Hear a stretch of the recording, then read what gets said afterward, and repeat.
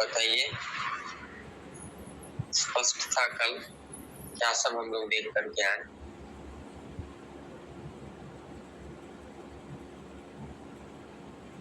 एक दो चीज तो हम लोग कल देख करके भी आने वाले थे।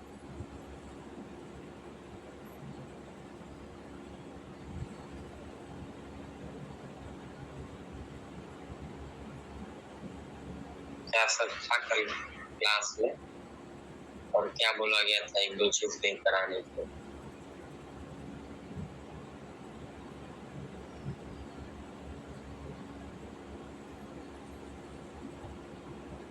बताइए।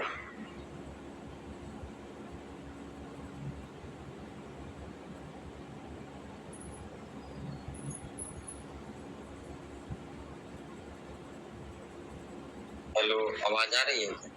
Yes sir.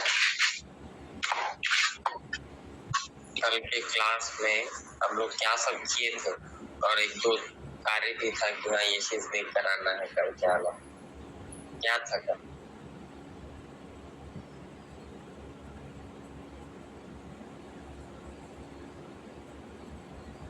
सॉरी सर, कल मैं नहीं थी।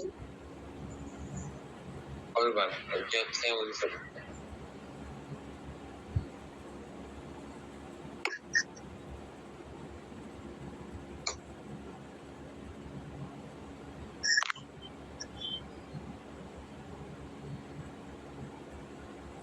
चलिए, कोई बात नहीं। कल जो नहीं थे, आप इसको पढ़ना शुरू करिए। तो ये जो इंडेक्स है तैत्तरीय उपनिषद से प्रथम अध्याय से इसको पढ़िए। अभी पढ़ना है सर? हाँ, पढ़िए इसको। जैसे है ना उपनिषद संबंध में प्राक कथन शांति पाठ, उपनिषद संबंध में प्राक कथन तथा शांति पाठ। प्रथम अध्याय, प्रथम खंड। परमात्मा के सृष्टि रचना विषयक प्रथम संकल्प का वर्णन। परमात्मा के द्वारा समस्त लोकों की और ब्रह्मा तथा अन्य लोकपालों की एवं वागादि इंद्रियों और उनके अधिष्ठात्र देवताओं की उत्पत्ति का निरूपण। द्वितीय खंड। पहले खंड में कल हम लोग चर्चा किए थे एक बार उस पर, लेकिन फिर भी परमात्मा सृष्टि रचना विषय प्रश्न प्रथम संकल्प का वर्णन, ये पहले मंत्र। और दूसरे से लेकर चौथे मंत्र में परमात्मा के द्वारा ये समस्त लोक है और ब्रह्म तथा अन्य लोकपालों एवं वाग आदि इंद्रियों और उनके अधिष्ठात्री देवताओं की उत्पत्ति का निरूपण। थोड़ा सा वेट करके पढ़ते हुए थोड़ा विचार करते हुए चलना। बाकी एक बार गौर से सुने और सुन करके हम क्या परसीव कर पा रहे हैं उसको गौर करें। परमात्मा सृष्टि रचना के लिए जिनका प्रथम संकल्प है उसका वर्णन है, और फिर परमात्मा के द्वारा जब सृष्टि रचा गया उसके बाद जो भी लोक है, समस्त लोक, ब्रह्म, अन्य लोकपाल, वाग आदि इंद्रियां, जो भी इंद्रियां हैं,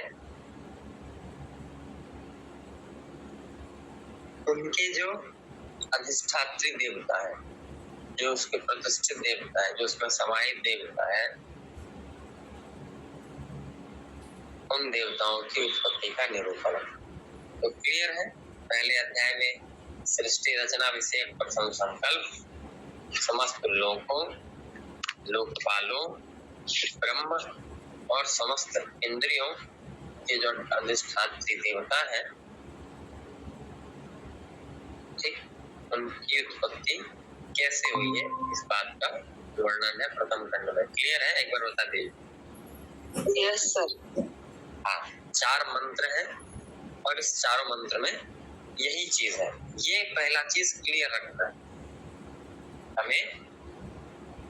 जैसे ही हमारे पास ये इसके फोल्डिंग है, तो अब इसके आधार पर हम लोग आगे जब मंत्र पढ़ेंगे या मंत्र का उच्चारण करेंगे, तो मंत्र में और क्या क्या बता सकते हैं, मंत्र में और क्या क्या उस विषय में है, उसका समझ विकसित होगा। लेकिन एक बेसिक स्कैफोल्डिंग होना चाहिए कि प्रथम अध्याय के प्रथम खंड में ऐतरेय उपनिषद के 4 ही मंत्र हैं और उन चारों मंत्र का विषय वस्तु सृष्टि रचना विषय प्रथम संकल्प, परमात्मा द्वारा लोकों, ब्रह्मों, लोकपालों और इंद्रियों के जो देवता है उनको उत्पन्न कैसे किया गया है इसका वर्णन। ठीक है, आगे पढ़िए। नेक्स्ट जो अभी पढ़ रहे थे उनके अलावा आप लोग से कोई पढ़ेंगे, अभी जो पढ़ रही थी वो नहीं पढ़ेंगे। ठीक है सर।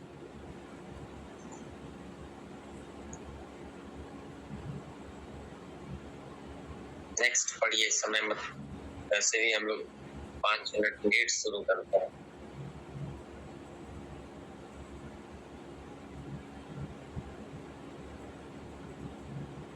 कोई तो पढ़ो ना, नहीं तो टाइम जाएगा ना हमारे।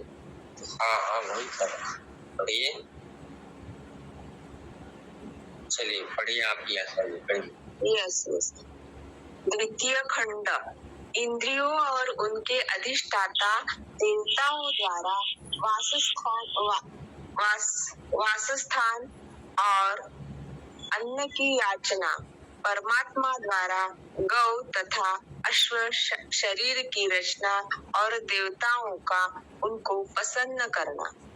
विषय, परमात्मा द्वारा मनुष्य शरीर की रचना, उसे देखकर देवताओं का प्रसन्न होना और उसके भीतर अपने अपने स्थानों में प्रवेश करना।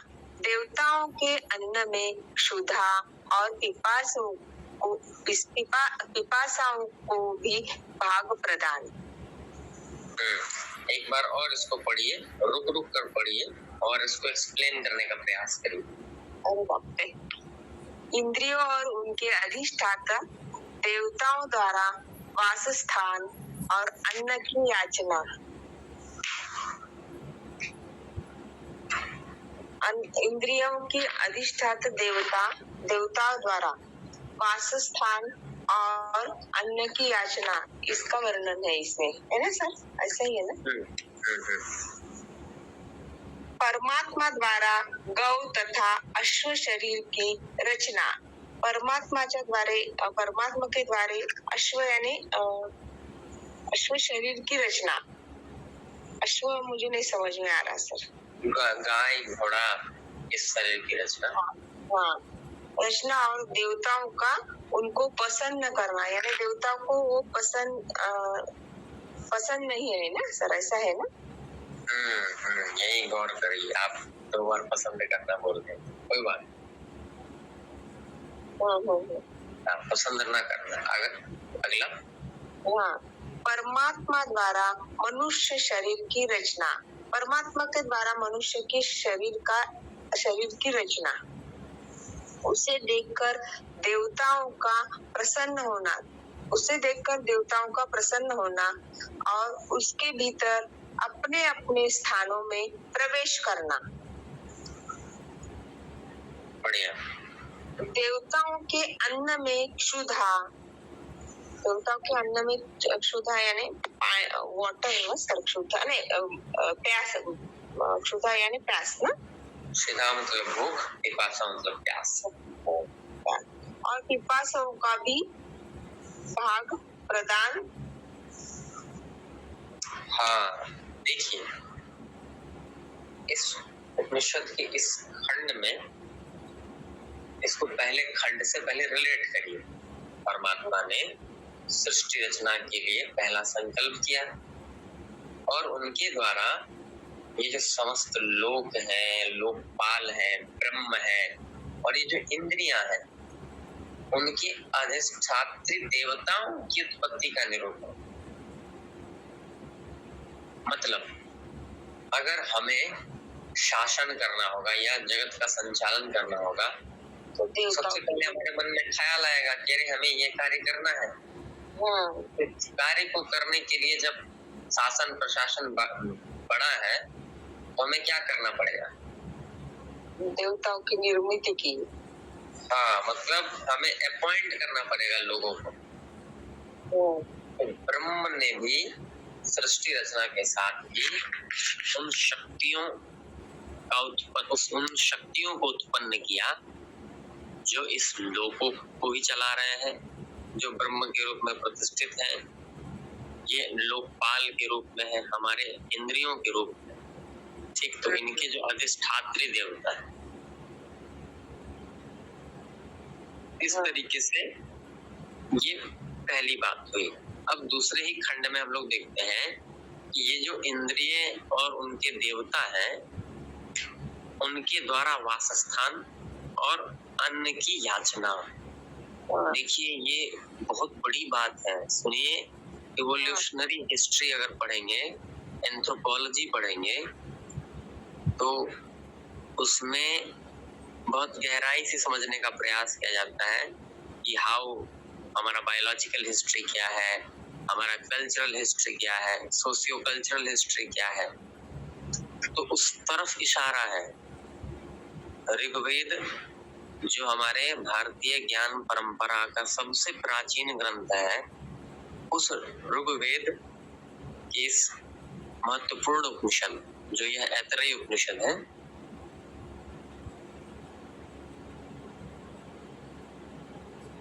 एक बार देख लें क्या हम लोग कि ये जो ऐतरेय उपनिषद है वो मतलब जैसे किस ब्राह्मण का भाग है, आप में से है कि नहीं कोई जानकारी क्या? या वेद का कौन सा अध्याय है? हम कहीं एक पर पढ़ रहे हैं।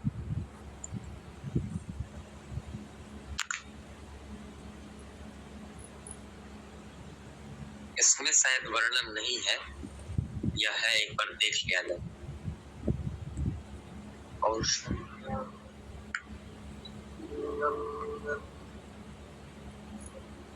हाँ है। तो ये जो ऋग्वेद हमारे भारतीय ज्ञान परंपरा का सबसे प्राचीन ग्रंथ है, इस ऋग्वेद के आरण्यक ग्रंथ हम लोग जानते हैं ना कि जो वेद है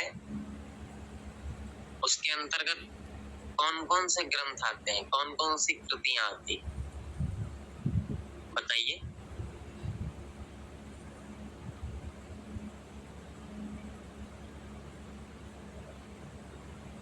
जैसे हम लोग वेद किसको कहते हैं? ऋग्वेद, यजुर्वेद, सामवेद वगैरह से। हाँ, वो तो उसका मतलब वेद का डिमार्केशन है कि हाँ ये ज्ञान की धारा है। मतलब वेद एक्चुअली है क्या? ज्ञान है, ठीक है, वो भी ठीक है, लेकिन हम किसको वेद कहते हैं? क्या गीता को भी वेद कहेंगे या भगवत पुराण को भी वेद कहेंगे, योग दर्शन को भी वेद कहेंगे? नहीं सर, वो उसमें से लिया हुआ है ना, वेद से। नहीं, मतलब मेरा क्वेश्चन है कि किस टेक्स्ट को वेद कहते हैं?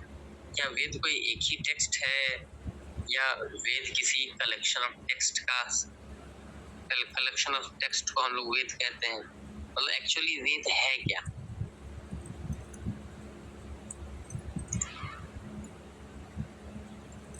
जैसे इसको समझिए, हम और आप थोड़ा सा मिस्टेक यही करते हैं। हम आप सब सुने होंगे इस बात को कि वेद, आरण्य ग्रंथ, ब्राह्मण ग्रंथ, ठीक, और उपनिषदों, इन सबको हम वेद कहते हैं।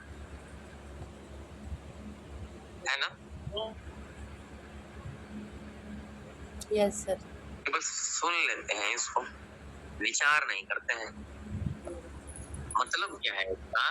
इसका तात्पर्य यह है कि जैसे हमारे भारत में जो संविधान है वो केवल एक डॉक्यूमेंट है ना? और अन्य देश में जैसे ब्रिटेन में आप देखेंगे तो ब्रिटेन में क्या है, तो उनके जो परंपरागत जब से उनके अंदर कॉन्स्टिट्यूशनलिज्म आया है तो जो भी लॉ बना है उसका समुच्चय वहां का संविधान है। वैसे ही वेद जो है ना, वो वेद सबसे पहले ब्राह्मण ग्रंथों, आरण्यकों और वहां से होते होते संहिताओं और फिर जाके उपनिषदों, जिनको वेदांत कहा गया है।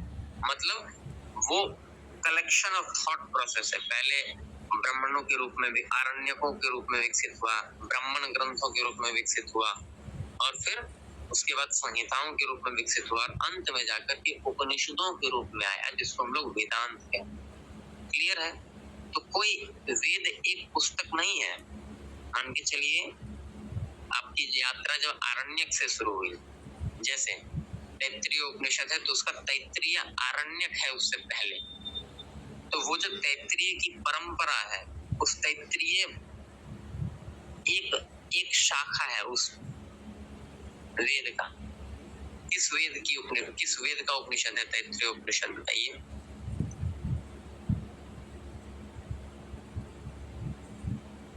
ऋग्वेद। जी, ऋग्वेद। गलत है। तैत्तिरीय उपनिषद है ऋग्वेद। तैत्तिरीय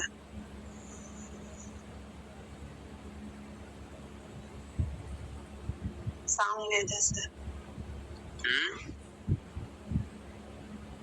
चलिए इसको देखिएगा।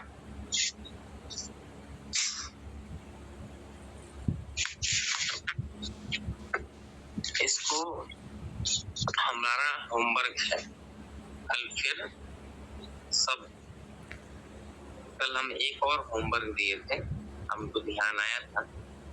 जैसे अभी हम लोग आगे पढ़ रहेंगे कि इस उपनिषद में किसी एक प्राण को बहुत महत्व दिया गया है, तो हम देख करके आने के लिए बोले थे। क्या बोले थे कल?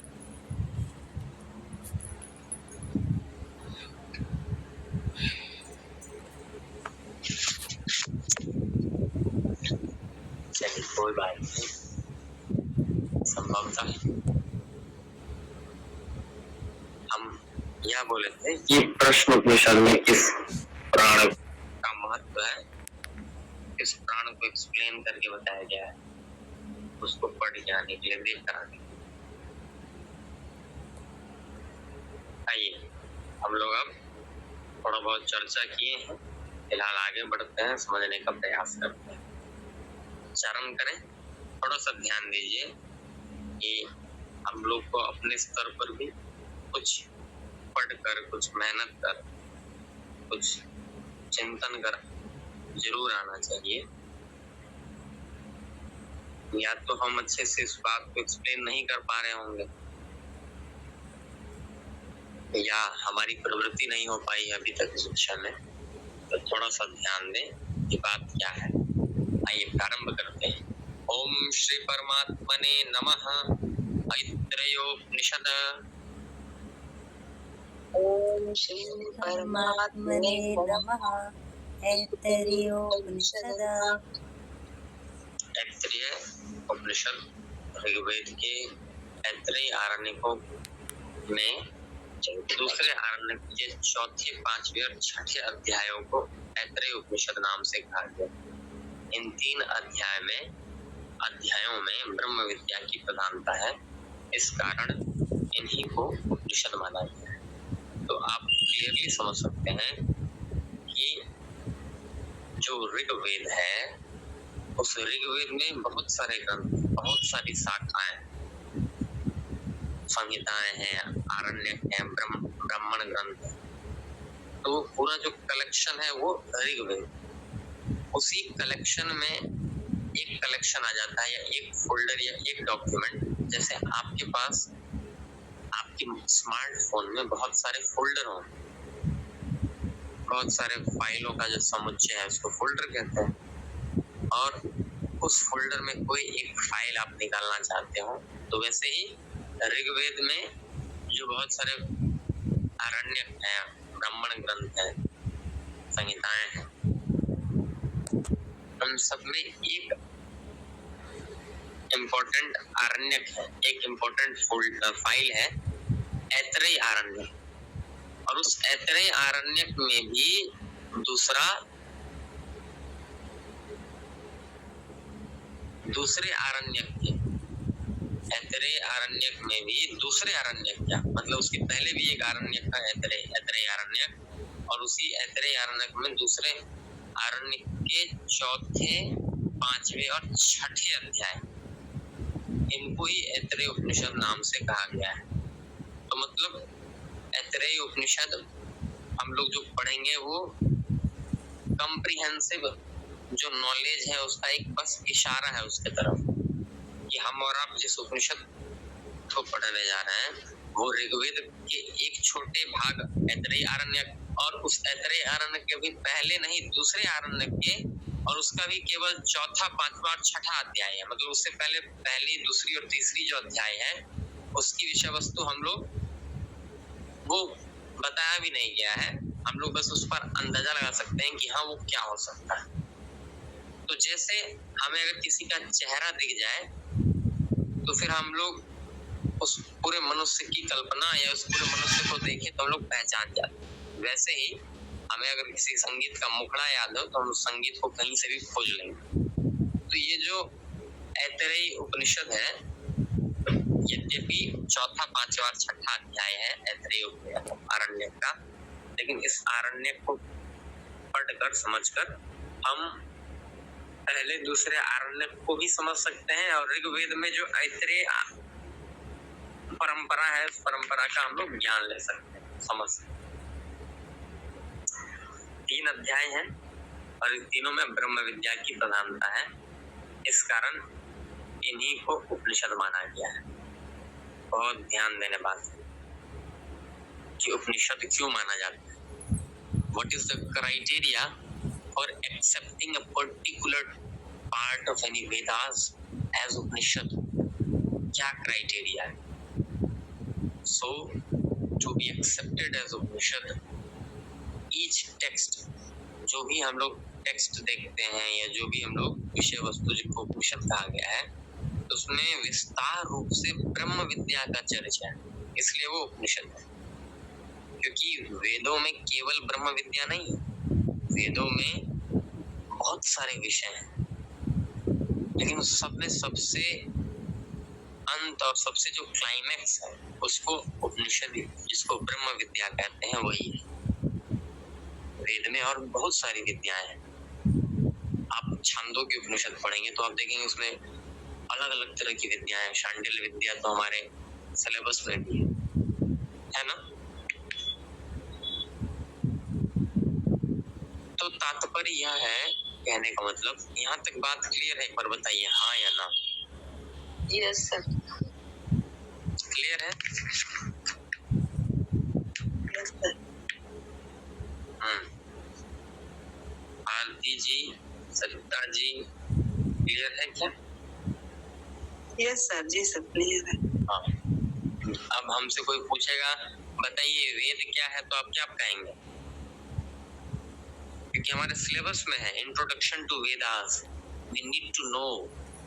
कोई पूछता है वेद क्या है तो हम क्या बताएंगे? बताइए सरिता जी, प्रयास करिए। वेदों को हाँ। 4 भागों में बांटा गया है, ब्राह्मण, संहिता, आरण्यक और उपनिषद। संहिता में मंत्रों को कलेक्ट करके रखा गया है, उसमें मंत्रों का संग्रह है सर। मंत्रों का संग्रह, बहुत बढ़िया। अब आपसे पूछेगा कि चलिए वेद ये है तो क्या उपनिषद वेद है, ये बताइए आरती जी। वेद का भाग है, जैसे कि वेद जैसा आप बताएं, form of knowledge in the form of Aranyaka Brahmana के ग्रंथों के रूप में इस ज्ञान को रखा गया है वो वेद है। तो उसी का एक भाग वेदांग चौथा भाग है जो कि उपनिषद है। बहुत बढ़िया। वेद का ही एक भाग है। हाँ, बहुत बढ़िया। इसी तरीके से आप लोग जवाब दीजिए, उससे क्या होगा, हम लोग भले ही 3-4 लोग ही हैं, लेकिन हमारा जो ये इंटरेक्शन है वो हम लोग को एक नया समझ, एक नया ज्ञान के प्रति, जिसको कहते हैं एक एंथुसियाज्म होना चाहिए। तो हम लोग जब आपस में इस तरीके से सीखते हैं, इंटरेक्ट करते हैं, तो हमारे अंदर एंथुसियाज्म डेवलप होता है। ठीक है, बहुत बढ़िया। मतलब हाँ, वेद का ही भाग है, और वेद का वह भाग है जिसमें विशेष रूप से किसकी चर्चा है, बताइए आशा जी। वेद में बहुत सारे विषयों की चर्चा है, उपनिषदों में किस बात की चर्चा है? प्रयास करिए। आवाज आ रही है? Yes sir.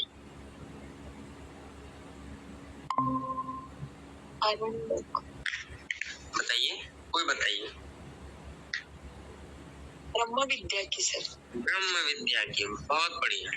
मतलब वेद में बहुत सारे टेक्स्ट हैं, बहुत सारे आरण्यक हैं, लेकिन वे आरण्यक या वे भाग जिसमें विशेष रूप से ब्रह्म की चर्चा है, उसको हम लोग उपनिषद कहते हैं।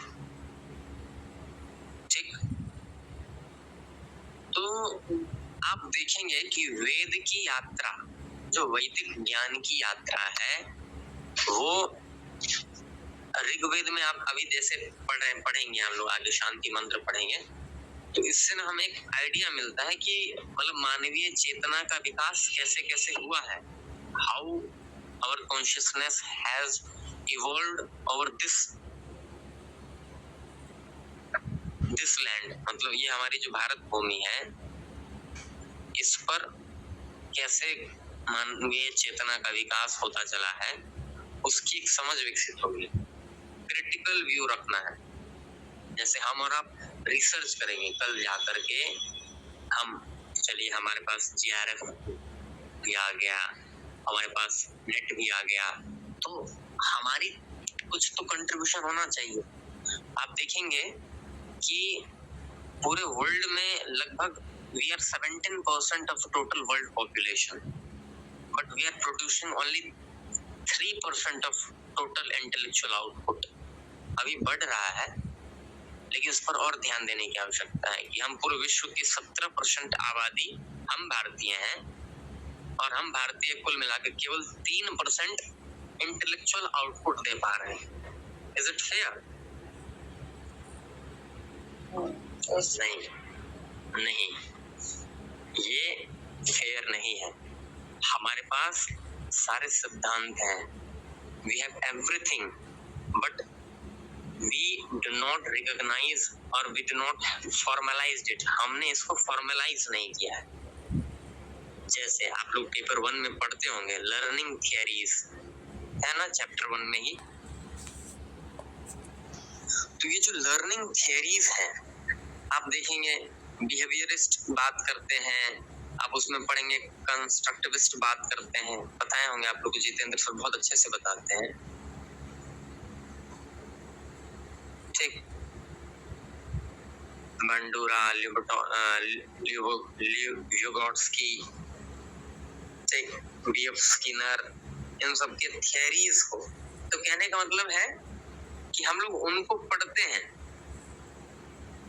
और उसी में लर्निंग थियरीज हमारे भारतीय ग्रंथों में भी भरा पड़ा है, और उसको आज के समय में कैसे प्रासंगिक टर्मिनोलॉजी में रखा जाए। जैसे आप पढ़ते होंगे कि साइकोलॉजी का एक ब्रांच है जिसको बोलते हैं बिहेवियरिस्ट साइकोलॉजी, है ना? Yes sir, yes. आप लोग का भी जैसे एकेडमी में क्या क्या हुआ है पेपर 1 में?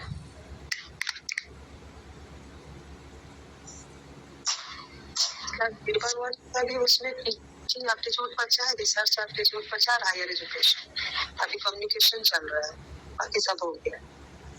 अच्छा, टीचिंग एप्टीट्यूड बचा है, रिसर्च एप्टीट्यूड बचा है, हायर एजुकेशन बचा है, और कम्युनिकेशन चल रहा है।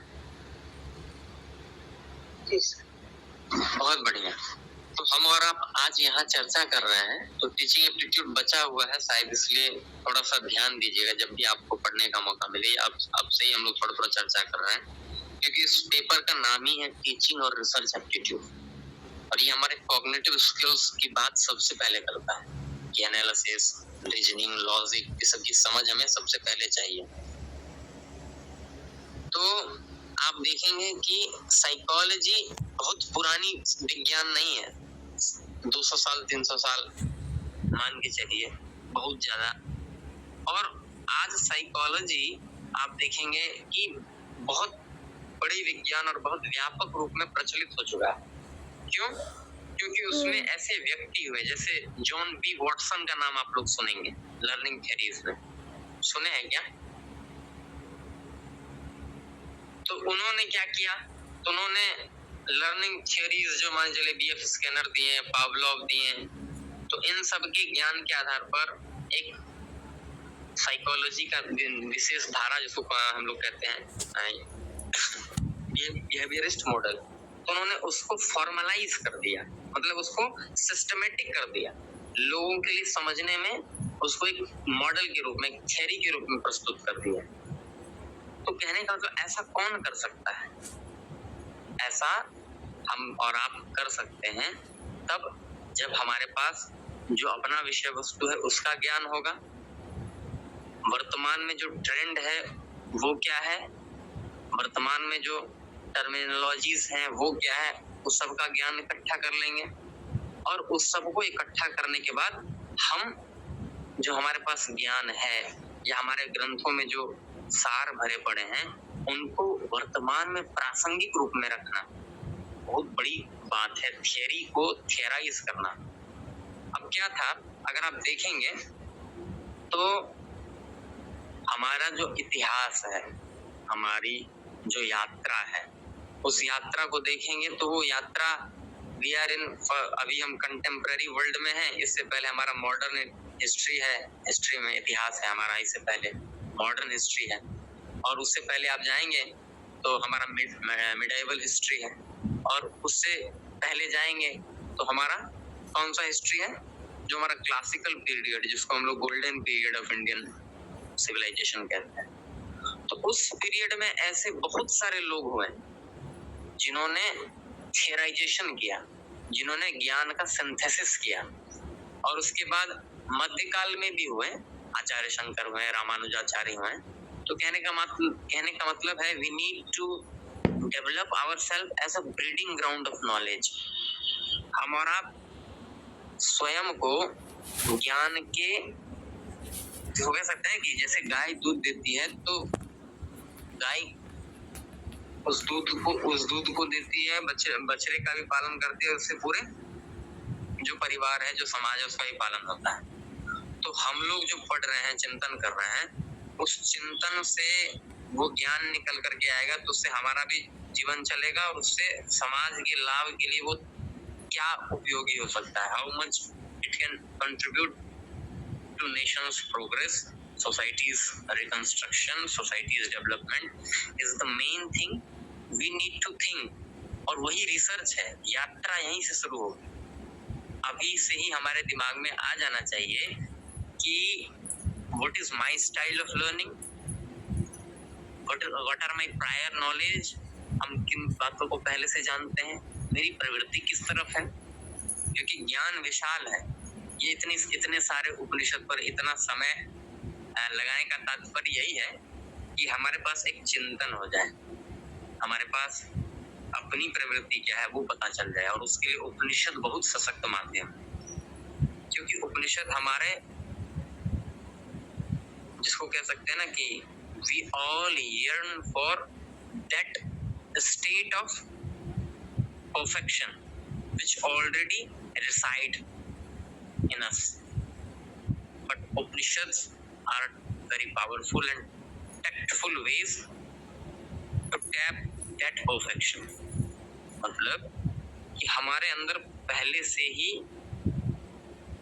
वह पूर्णता विद्यमान है जिसकी चाहना हम और आप करते हैं, और उपनिषद उस तेजस्विता को, उस पूर्णता को चरितार्थ करने के लिए सबसे सशक्त और सबसे सुदृढ़ माध्यम है। तो उपनिषद का सहारा लेकर के अपनी इस यात्रा को, अपने इस नेट के अध्ययन को बहुत इंटरेस्टिंग बनाइए, बहुत इंजॉइंग बनाइए और इसको मीनिंगफुल बनाइए। इन कक्षाओं का उद्देश्य यही है। उम्मीद है कि आप लोगों को इस कक्षाओं के संचालन से ऐसा कुछ लाभ प्राप्त हो रहा होगा। उसी में इस कक्षा की सार्थकता है। बताइए, कुछ लाभ हो रहा है क्या आप लोगों को?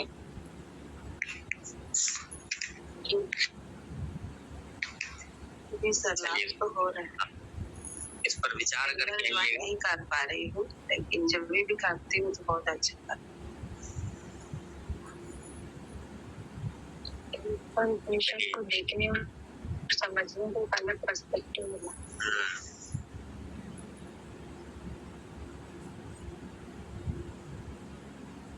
सही बात है, इससे हमको भी लाभ हुआ। विवेकानंद युवा अकेडमी का भी धन्यवाद है। तो कहने का तात्पर्य यही है कि जैसे जैसे हम लोग किसी एक चीज में अच्छे से इन्वॉल्व होते हैं ना, कुछ चीजें उससे जुड़ती चली जाती हैं। जैसे अभी आपने बोला कि हम रेगुलर जुड़ नहीं पाते, जुड़ेंगे आप जब आपको रीइंफोर्समेंट का सिद्धांत पता होगा। आप करेंगे जब आपको, और आप टीचिंग मॉडल को पढ़ेंगे। क्यों? क्योंकि आपका वो सब चीज रिलेट होता जाएगा बैक ऑफ द माइंड। हम चीजों को हमें मन कब नहीं लगता है पढ़ने में? जब हम चीजों को बहुत उथली दृष्टि से पढ़ते हैं, और या जो हम पढ़ते हैं वो हमारे प्रायर नॉलेज से मिल नहीं रहा होता, तो हमें आनंद नहीं आता पढ़ने। तो इसीलिए अभी क्या है ना, अभी छुट्टियों का टाइम चल रहा है, तो मैं घर गई थी और मेरे पेरेंट्स की तबीयत बहुत खराब है, दोनों की। अभी वापस बैंगलोर आके वापस आ रही हूँ। कभी ट्रैवलिंग मेरा थोड़ा ज्यादा हो जाता है। झारखंड में है, तो झारखंड से बैंगलोर थोड़ा 2-3 बार हो गया। कल जाऊंगी तो फिर बच जाना है। नहीं, हम समझ सकते हैं। कल सुबह के ही है तो जाने का, तो कल भी क्लास में देखा। कोई बात नहीं, आप पहले उधर ध्यान दीजिए। बस तात्पर्य ये है कि हम सबके जीवन में बहुत सारी चुनौतियां आती हैं और हमें उनसे मतलब दो हाथ करना है, उन सबसे आगे निकलना है। लेकिन सबसे महत्वपूर्ण बात ये है कि चीजें हमारे चिंतन में बननी चाहिए। तो पढ़ाई आप किसी काम में रहेंगे, आपके दिमाग में वो चीज, और आप देखेंगे कि आपके जीवन की परिस्थितियों में वो आपको हेल्प करेगा। मतलब ओवरवेल्म स्थिति नहीं आएगी। ये बहुत बड़ा उपलब्धि है उपनिषद का, जिसको हम अपने जीवन में अनुभव किए हैं कि हमारे जीवन में बहुत सारी समस्याएं हैं, चुनौतियां हैं, सबके जीवन में चुनौतियां हैं। लेकिन उस चुनौतियों से पार पाने के लिए, सरमाउंट करने के लिए हमारे पास जिस चिंतन की आवश्यकता है वो उपनिषद से हमें प्राप्त होगा। तो ऐसे ही शुभकामना करते हैं। बाकी हम लोग प्रार्थना करेंगे कि आपके माता पिता या आपके परिजन जल्द स्वस्थ हो जाएं। और ऐसे ही प्रार्थना के साथ आइए इसी शांति मंत्र के माध्यम से हम लोग प्रार्थना करें। चलिए दोहराते चले। शांति पाठः ओम वांग में मनसि प्रतिष्ठिता, ओम वांग में मनसि प्रतिष्ठिता, मनो में वाची प्रतिष्ठित, मनो में वाची प्रतिष्ठित, मनो में वाची प्रतिष्ठितम, मनो में वाची प्रतिष्ठितम, अविरावीरम एधि, अविराविर्मेधि, वेदस्य मा अणिस्थ आणिस्थ, वेदस्य मा आडिस्थ, श्रुतं मे मा प्रहासिः, श्रुतं मे मा प्रहासिः, अनेनाधितेन होरात्रान् संदधाम्यरितम्,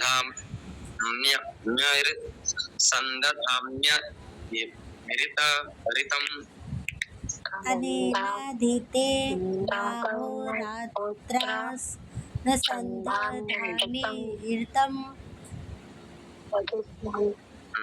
संदधाम्यर्यृतं संदिधाम्यकृतं